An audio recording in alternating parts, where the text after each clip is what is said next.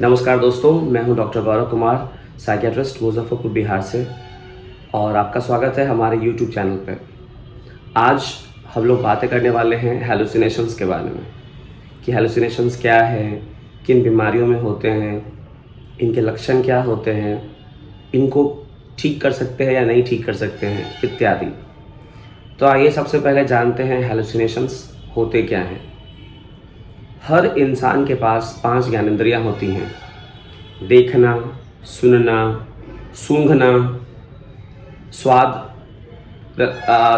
रसास्वादन करना और छूना, टच करना।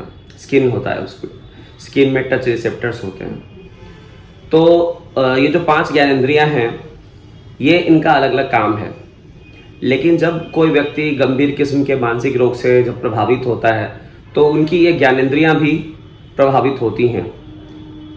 जैसे उदाहरण के तौर पे किसी को विजुअल हेलुसिनेशंस है, यानी आँख से कुछ ऐसी चीज़ें दिखाई दे रही हैं जो वास्तविकता में वहाँ नहीं हैं, दूसरे लोगों को नहीं दिखाई दे रही हैं, लेकिन वह जो व्यक्ति है जो मानसिक रोग से पीड़ित है उसे वह चीज़ दिखाई दे रही है। तो इसको हम विजुअल हेलुसिनेशंस कह सकते हैं। बिना किसी स्टिमुलस के अगर किसी की ज्ञानेंद्री कुछ उसको अजीब चीज़ दिखा रही है, सुना रही है, सूंघने में उसको कुछ अजीब महक आ रही है, तो ये सब हेलुसिनेशंस के पार्ट हैं। सामान्य तौर पे हेलुसिनेशंस 5 प्रकार के होते हैं। विजुअल हेलुसिनेशंस यानी आँखों से उन चीज़ों को देख पाना जो नॉर्मल लोग, सामान्य लोग नहीं देख पा रहे हैं। दूसरा हो गया ऑडिटरी हेलुसिनेशंस, यानी कान से उस आवाज़ को सुनना जो बाकी लोग नहीं सुन पा रहे हैं।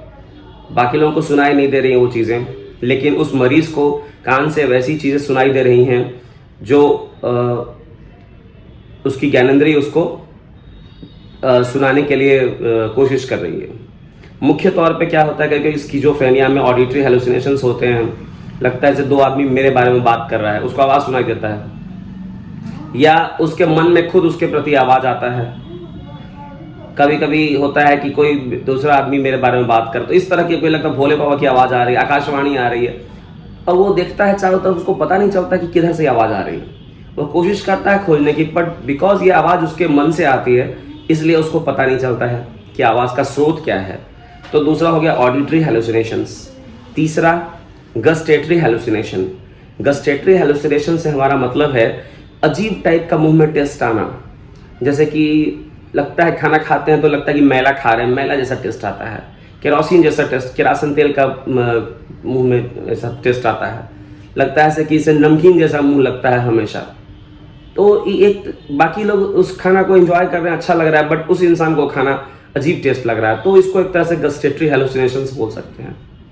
चौथा ओल्फैक्टरी हेलुसिनेशंस, यानी कि बहुत अच्छा माहौल है, यहाँ कुछ भी महक नहीं रहा है उल्टा पुल्टा, लेकिन उस मरीज को लगता है कि नहीं कुछ अजीब जलता हुआ महक रहा है, खुशबू आ रही है, इत्र की खुशबू आ रही है, कुछ अजीब। तो इन सब प्रकार के जो हेलुसिनेशंस हैं उसको बोलते हैं ओल्फैक्टरी हेलुसिनेशंस। और 5वां है टैक्टाइल हेलुसिनेशंस, यानी किसी के बॉडी पे जैसे लगता है कीड़ा, पिट्ठी पे बोलता है कि कीड़ा सुर सुर कर रहा है, लगता है पूरे शरीर में सांप चल रहा है, लगता है कोई आदमी हमको टच कर रहा है, मेरे माथा में कीड़ा जैसा काट रहा है। तो इस तरह का अगर हेलुसिनेशंस किसी को है, दूसरा आदमी देखता बोलता कहाँ, माथा में तो तुम्हारे ढील भी नहीं है, जू भी नहीं तुम्हारे सर में, शरीर पे सांप है ही नहीं, वो बोलता नहीं तुम ठीक से देखो, है चल रहा है। तो ऐसा उसको सेंसेशंस होता है, इसलिए वो बोलता है। इसको बोलते हैं टैक्टाइल हेलुसिनेशंस। तो ये हो गया हेलुसिनेशंस के 5 टाइप। और अब बात करते हैं किन बीमारियों में हेलुसिनेशंस मिल सकते हैं।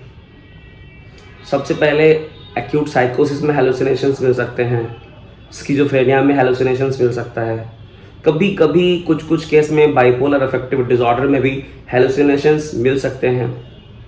कभी कभी बहुत सारे लोग को बिना कोई लक्षण और कोई लक्षण नहीं, सिर्फ उनको हेलुसिनेशंस ही होता है, अदरवाइज वो बिल्कुल ठीक हैं, बट हेलुसिनेशंस उनके साथ होता है। ऐसा भी करके देखा गया कि बिना किसी दूसरे प्रोमिनेंट सिम्टम के भी हेलुसिनेशन हो सकता है।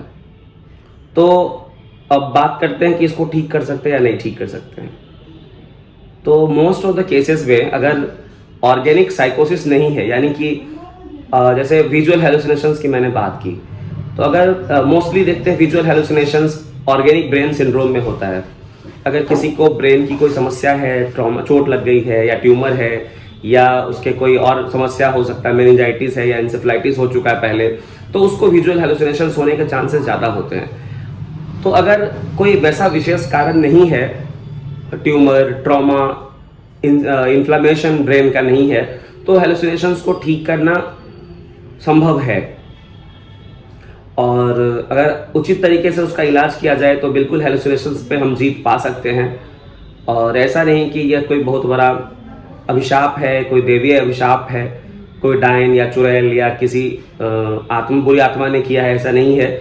यह भी एक तरह का डिजीज़ है, एक तरह की बीमारी है ये, और बिल्कुल इसे निजात पा सकते हैं अगर सही तरीके से दवा आपके डॉक्टर द्वारा जो आपको दवा बताई जा रही है, अगर आप उसको सही समय से अच्छे से लेते हैं या अपने परिजनों को अच्छे से खिलाते हैं। क्योंकि हेलुसिनेशंस वाले जो भी पेशेंट होते हैं वो मोस्टली, मैं नहीं कह रहा हूँ कि सब, मोस्टली जो पेशेंट्स होते हैं वह यह नहीं समझते हैं कि यह कोई बीमारी है। उनको लगता है कि नहीं, मैं सही हूँ, बाकी लोग झूठ बोल रहे हैं। तो अगर सही तरीके से इसका इलाज किया जाए तो बिल्कुल इसका इलाज संभव है और इस पर हम लोग जीत हासिल कर सकते हैं। आपको यह वीडियो कैसा लगा मुझे फीडबैक ज़रूर दें, और इस तरह के अन्य वीडियोज़ को देखने के लिए मुझे सब्सक्राइब करें। और आप इस वीडियो को शेयर भी कर सकते हैं अपने उन मित्रों के साथ जिनको इसकी आवश्यकता हो। आपको बहुत बहुत धन्यवाद। आपका दिन शुभ हो। नमस्कार।